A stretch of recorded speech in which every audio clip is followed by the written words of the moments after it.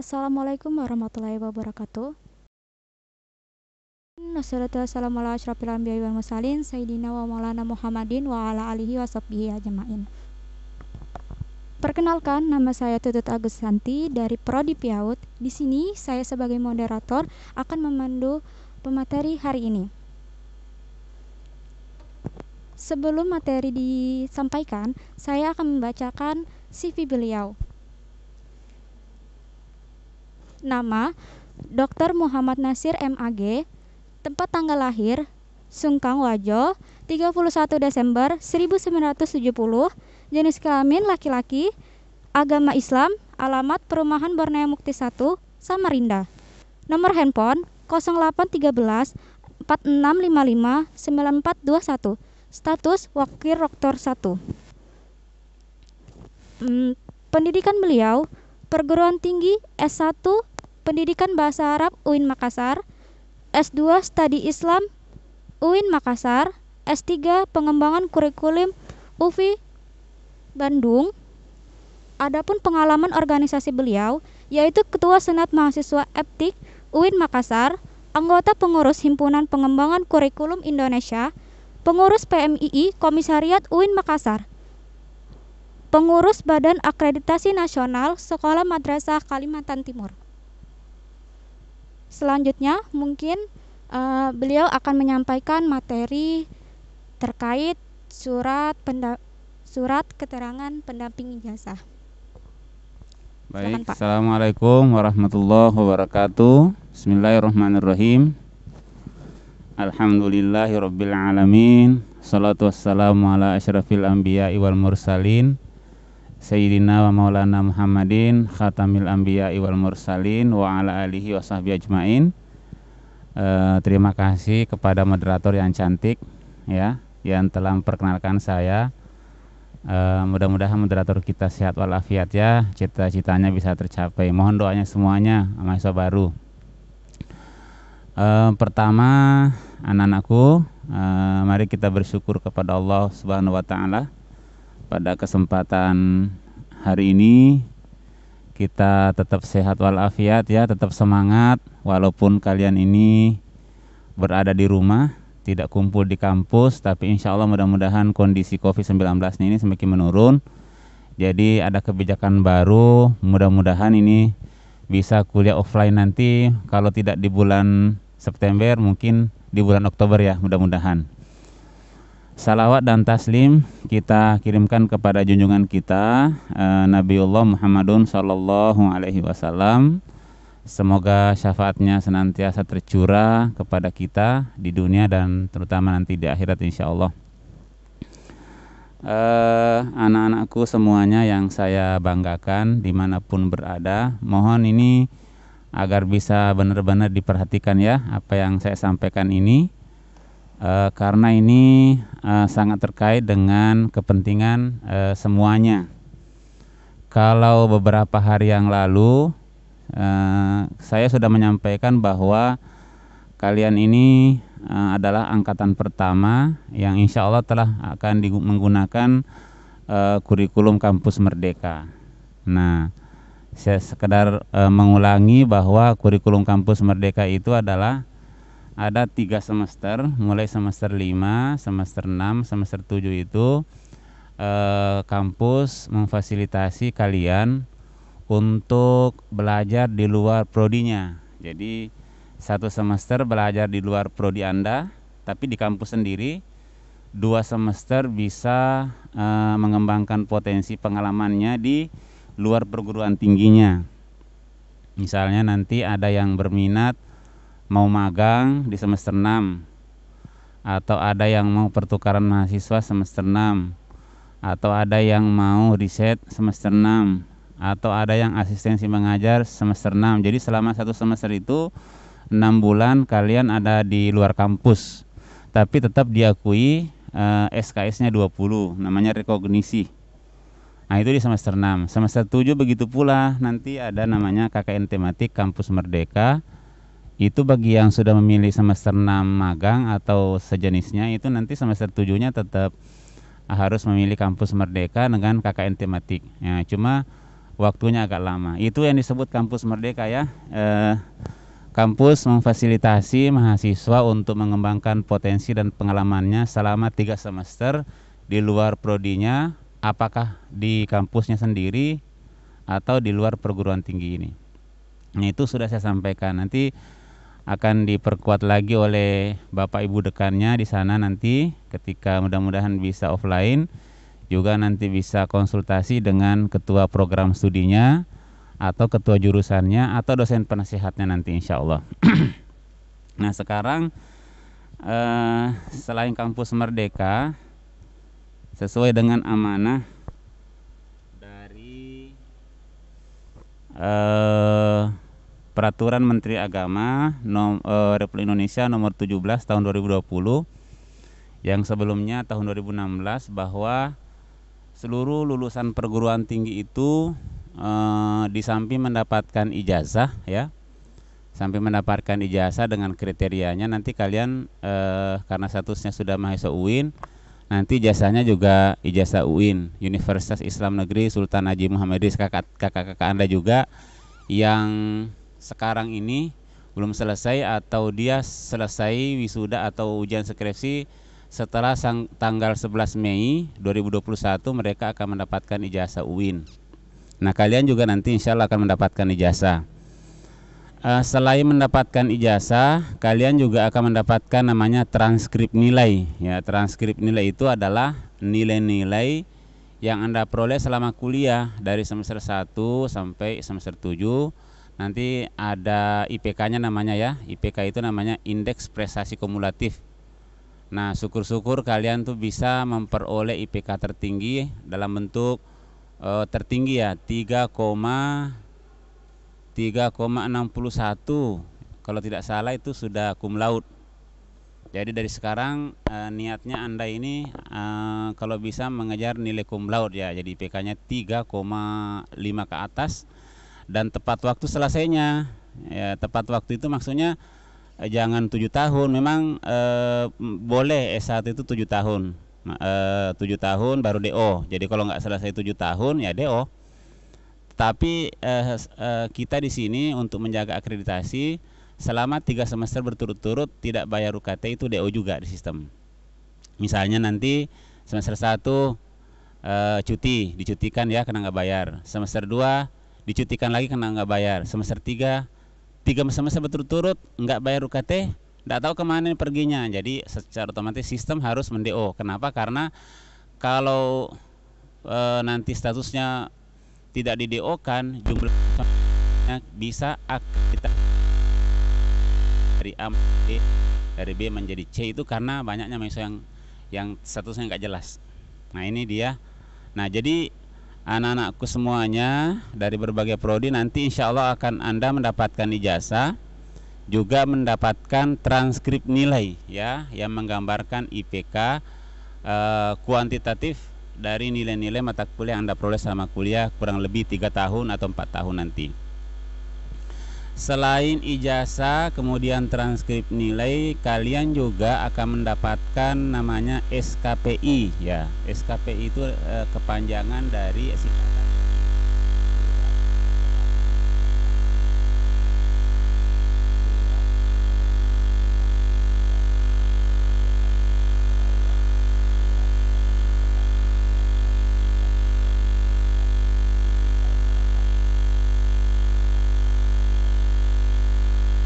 yang punya prestasi atau tidak, kita keluarkan saja. Jadi SKPI itu semacam raport lah begitu ya. Kalau di sekolah itu selain ijazah kan dapat raport ya. Nah ya, ini gambaran kualitatif dari seorang sarjana, namanya menggambarkan secara kualitatif. Kalau transkrip itu menggambarkan sarjana secara kuanti. Tapi kalau SKP itu gambaran mahasiswa sarjana itu secara kualitatif. Nah, di situ kita harus berikan kepada mereka, di mana SKP itu nanti bisa sampai 9 halaman karena itemnya banyak. Ini saya bacakan isinya transkrip nilai itu.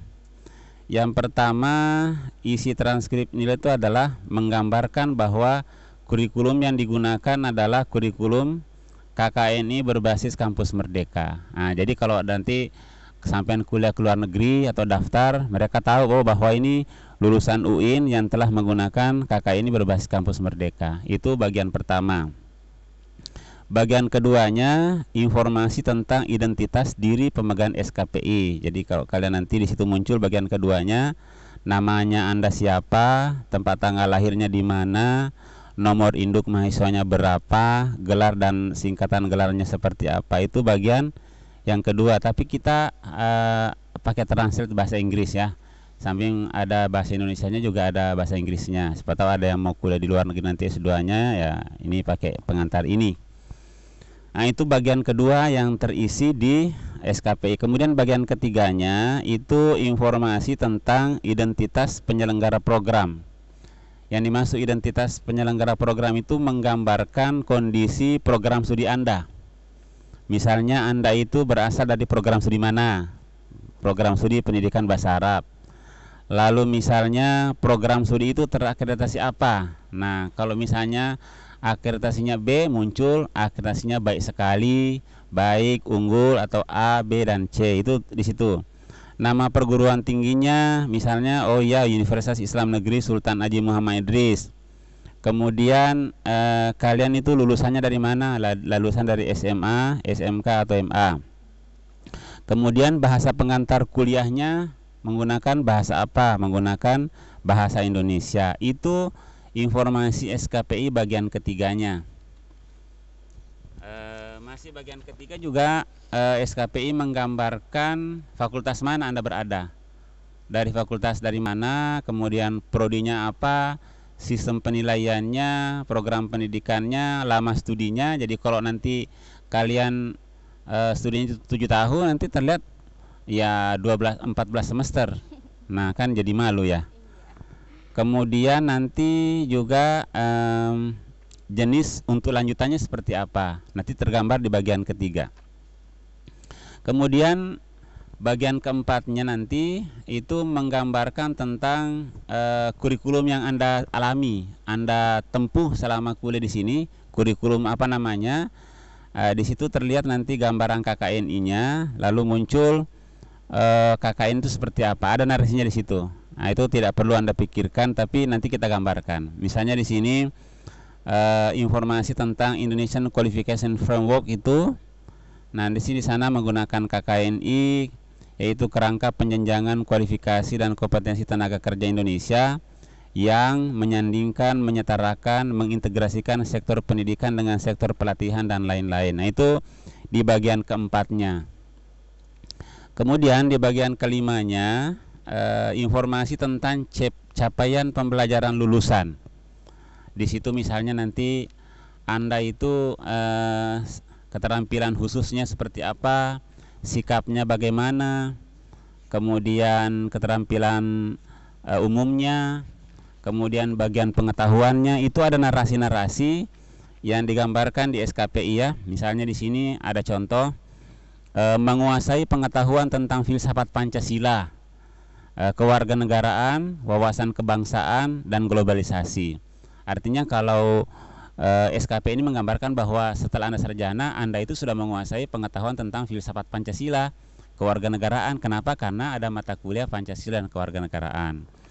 Di situ juga misalnya digambarkan bahwa lulusan ini yang pemegang SKP ini telah menguasai landasan filosofis, yuridis, historis, sosiologis, kultural, psikologis, dan empiris tentang penyelenggaraan pendidikan. Jadi ini menggambarkan diri Anda, bahwa Anda itu menguasai teori pendidikan, menguasai psikologi belajar, menguasai kurikulum, menguasai kebijakan pendidikan. Ini tergambar di sini nih. Nah, jadi kalau orang baca, oh kalian ini udah menguasai yang ini.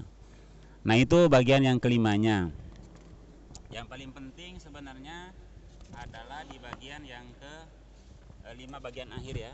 Bagian kelima bagian akhir itu ada khusus kompetensi pendukung atau prestasi dalam bentuk soft skill, keterampilan non teknis yang Anda miliki. Nah, di sini ada 5 ketentuannya. Yang pertama, jika kalian punya prestasi dan penghargaan, disimpan ya. Disimpan lalu di submit di si akad itu ada. Jadi kalau misalnya ada prestasinya di sini, ketentuannya supaya nggak terlalu banyak.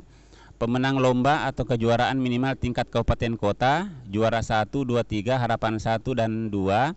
Misalnya kalian ada pernah harapan 2 tentang STQ, MTQ, pidato, lomba azan, kaligrafi, qasidah dan lain-lain, itu sertifikatnya disimpan, lalu disubmit di Siakat, itu ada portofolionya. Otomatis nanti SKP-nya muncul prestasi itu.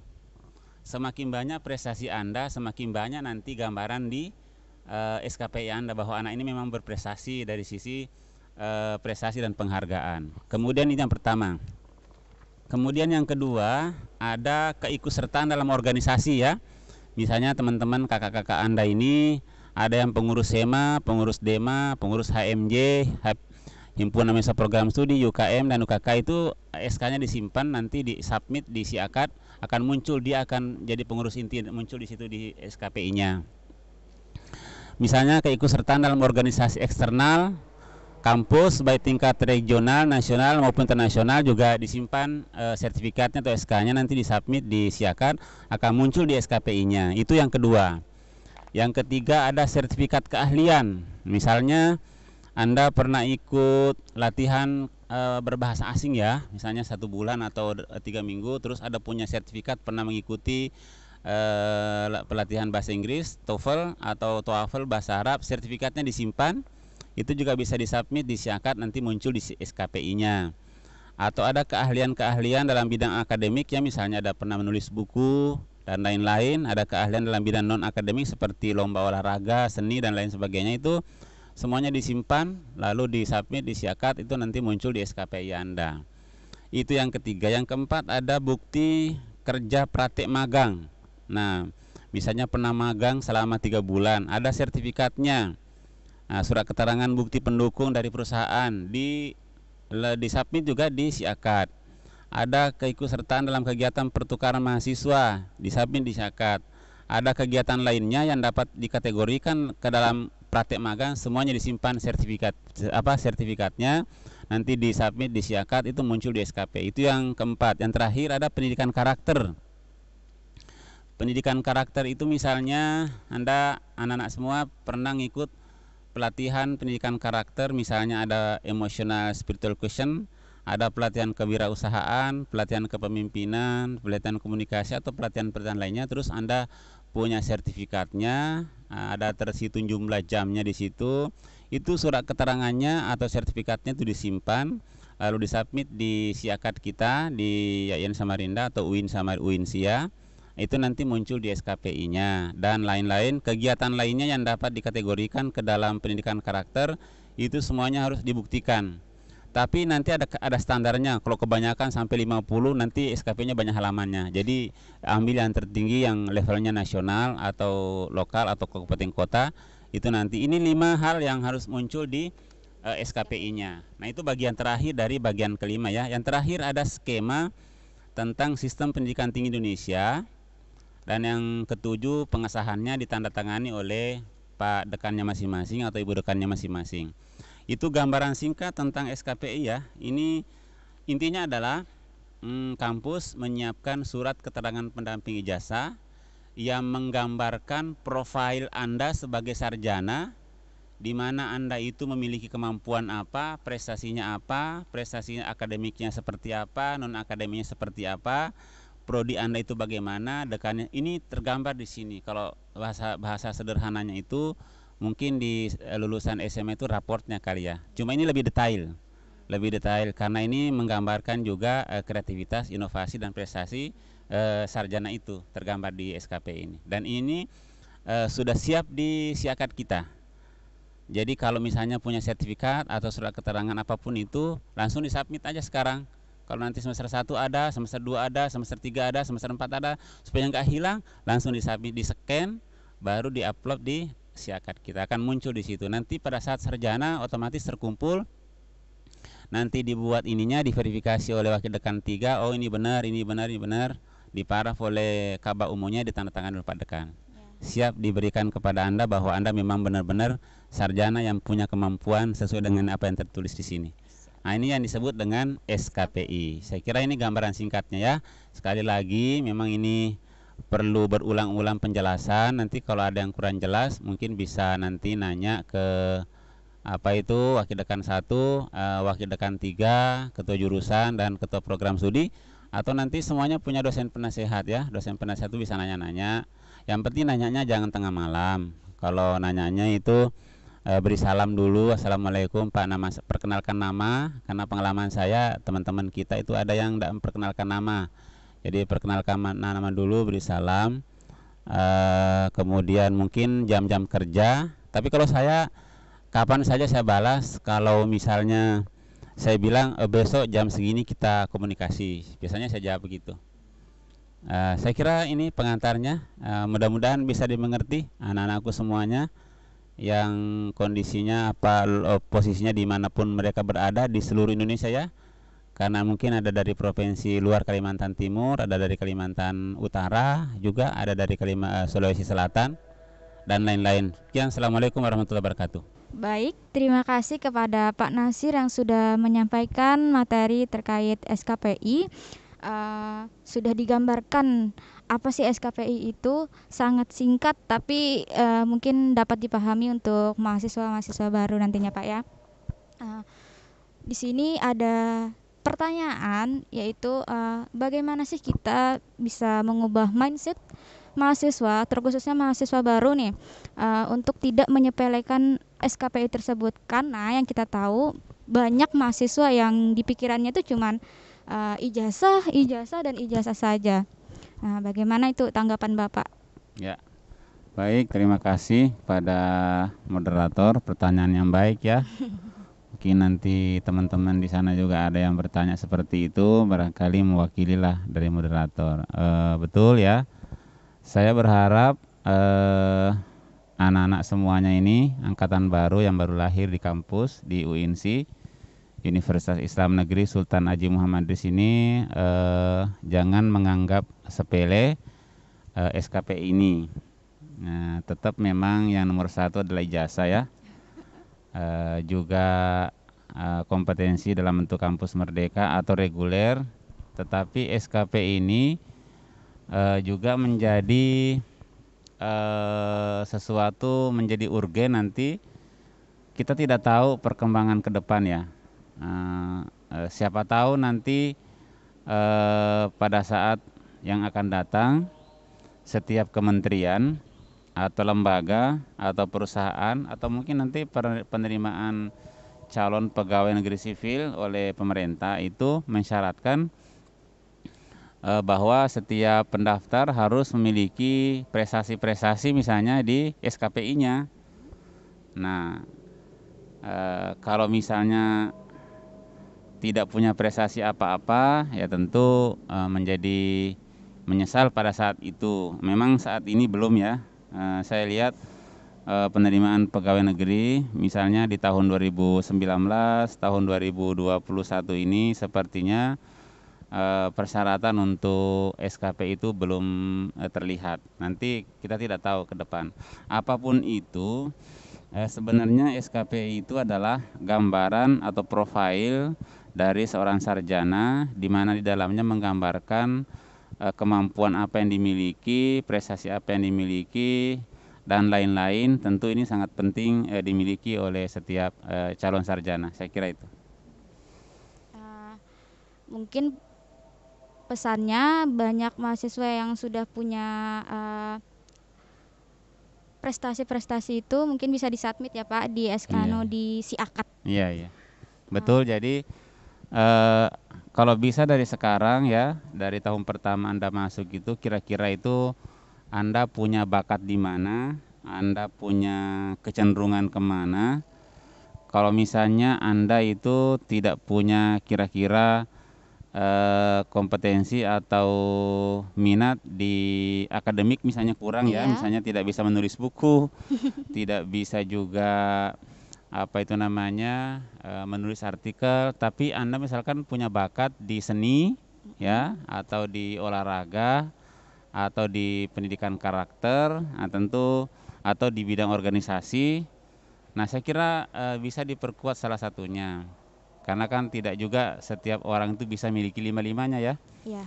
Jadi prestasinya bagus, penghargaannya banyak, kemudian pendidikan karakternya bagus, lalu maganya juga. Saya kira hanya 1-2, ada sekian persen aja orang-orang yang bisa memiliki semua ini. Jadi saya kira dari 5 komponen yang harus muncul di SKP itu, bagian-bagian mana yang kira-kira Anda bisa kembangkan, itu bisa direncanakan. Ya, bisa direncanakan sehingga nanti muncul ada prestasinya di situ.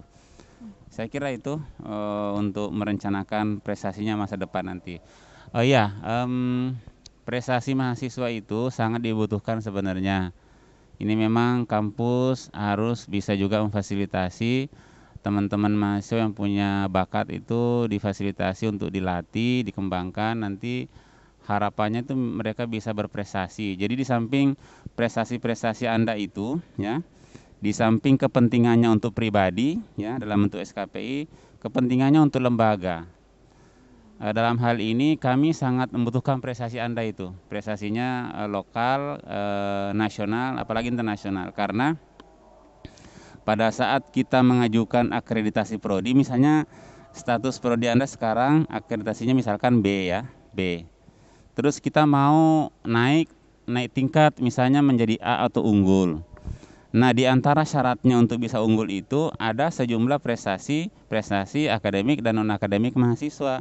Jadi kalau prestasi akademiknya dan non akademiknya nggak ada, itu kita kesulitan untuk naik tingkat dari A ke B atau dari C ke B. Alhamdulillah sih saat ini kita punya 22 program studi tambah satu lagi. Nah, ini mulai semester ini udah buka program S3 doktor, jadi kita sudah punya 23. Semuanya terakreditasi baik sekali ya.